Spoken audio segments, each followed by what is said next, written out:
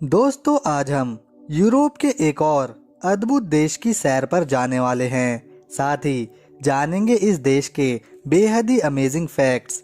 Video में काफ़ी मज़ा आने वाला है, इसीलिए अंत तक देखें। अगर वीडियो पसंद आए तो इसे एक लाइक देकर चैनल को सब्सक्राइब भी कर लें। दोस्तों, हम आज जिस देश की बात करेंगे उसका नाम है सर्बिया, जो यूरोप का बेहद ही खूबसूरत देश है। यहाँ इसका official name Republic of Serbia है। यह यूरोप महाद्वीप में आता है।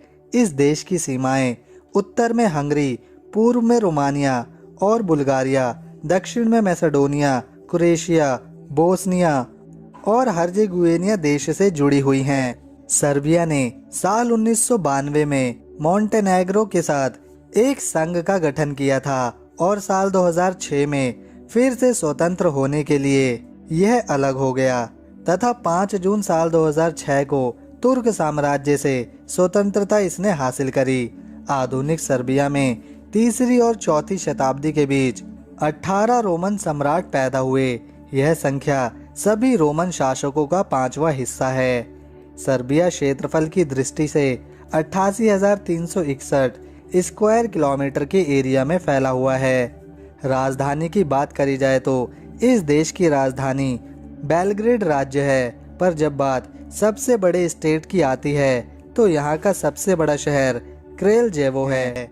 यूएन डाटा के अनुसार सर्बिया की जनसंख्या साल 2020 तक 87,38,000 के लगभग थी। यहाँ की जलवायु ठंडी है। सर्बिया मध्य तथा दक्षिण यूरोप चौराहे पर स्थित बाल्कन प्रायद्वीप और पिनोनियन मैदान में स्थित है। कोसोवो को छोड़कर इसे दुनिया में 113वें स्थान पर गिना जाता है। सर्बिया की ऑफिशियल भाषा सर्बियाई है, जो यहाँ के 88% लोगों द्वारा बोली और समझी जाती है।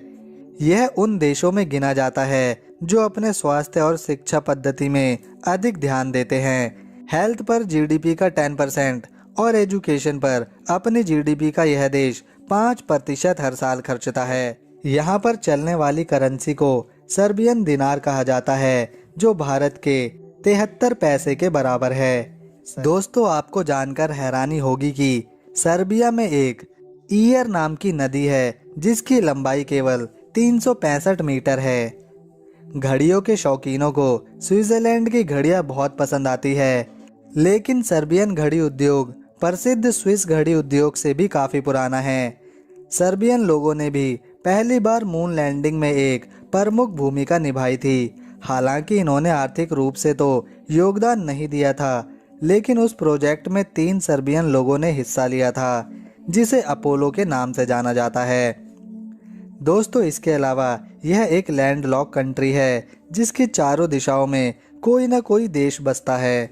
यूरोप में स्थित पत्थर का सबसे बड़ा द्वार सर्बिया में ही मौजूद है। इन गेटों की संख्या 3 है। पहला लिटिल पीरियड्स, दूसरा बिग पीरियड्स और तीसरा ड्राई पीरियड्स कहा जाता है। अगर इस देश की धर्म की बात करी जाए तो यहाँ की आबादी का 85% हिस्सा ऑर्थोडॉक्स क्रिश्चियन, 3% कैथोलिक तथा 1% मुस्लिम है। इसके अलावा 10 से 11% लोग किसी भी धर्म को नहीं मानते।